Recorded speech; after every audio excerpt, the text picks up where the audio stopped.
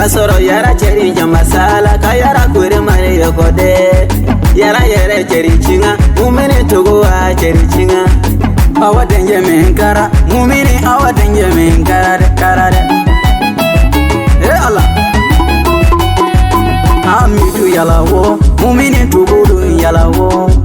Hamidu luwo mumini togo luwo Hamidu muna genide mumini togo wa muna genide awa denje menkara mumini awa denje menkara de mumini awa denje menkara togo awa denje menkara ngali burusu aju mumini ngali burusu aju haidara firiyama wongondo mata wongondo tebe meda inyaga awa cheri denjingawa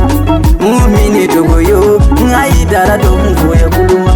madani neneni Hamidu mama ndogo mwakoza awa denje menkara mumini awa denje menkara de karade mumini aliburuma mumini togo aliburuma kurumali chamba yawo ala togo wengiro boma mumini chamba danga kurumali anda wa chamba danga de ina kolo dole mpatoro Hamidu igila ngaro yalawo ina kolo dole masake Hamidu igila ngaro yalawo mumini togo yo ala dengi meta mumini jendere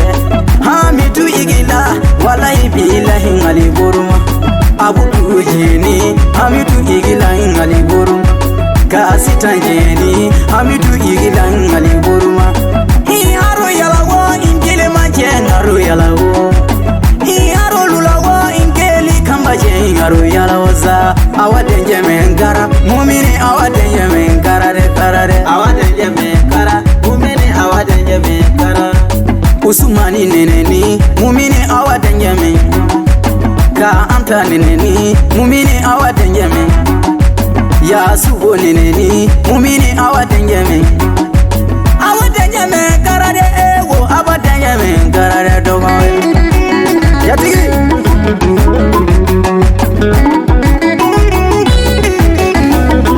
Hamidu igila mumini togo ngali buruma nenga boro indo basilo mumini togo chugo indo basilo o aro yugeme mumini togo wala kuyezende mumini indo jugaso mumini togo wa indo jugaso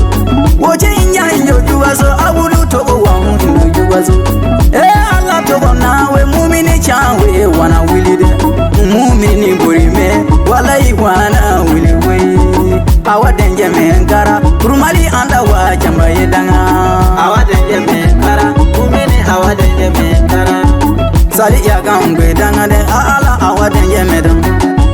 hawa yaga ngwe yala wallahi awa denje medam awa denje menkara mumini awa denje menkara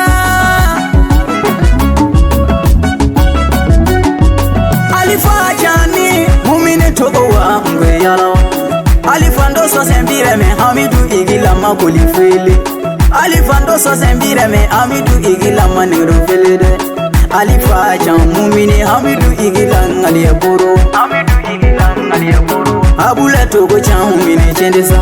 gausu togo jani mumini togo hakwe ngarudu ogoi awadenye menkara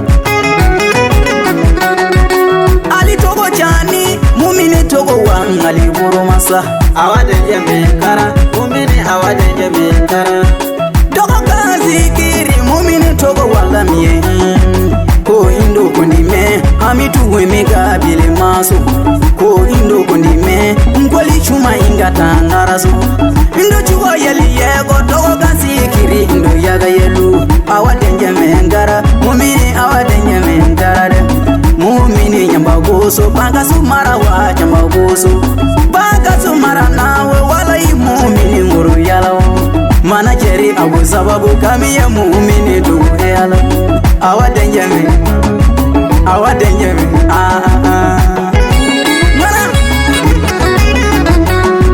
ngana wuru fumambara ache na dungu fumambara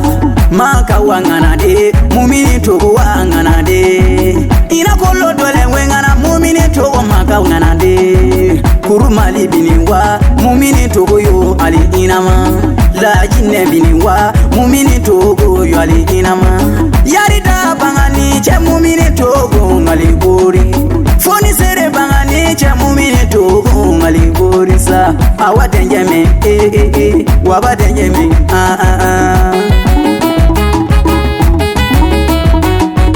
nje jatigi we wallahi kurmali yowe boy abudulai tule mache inje jatigi sebe welida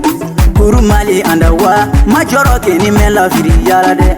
ale tulema baba kaju nene ale tulema nje jatigi weli kurmali andawa inja digide nje jatigi ula sala che mumini jatigi de awadenje me kara mumini awadenje me kara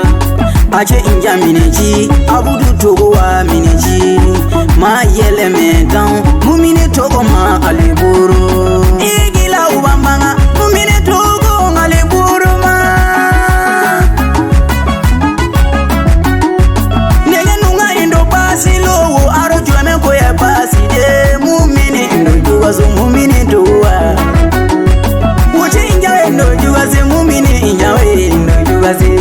uche chanwe indo juwaze mumini chanwe indo juwaze mfuma yobowe mumini chanwe mfuma yobowe mfuma yobowe mumini injawe mfuma yobowe mfuma yobowe mumini lerewe mfuma yobowe awadenje me kara mumini awadenje me kara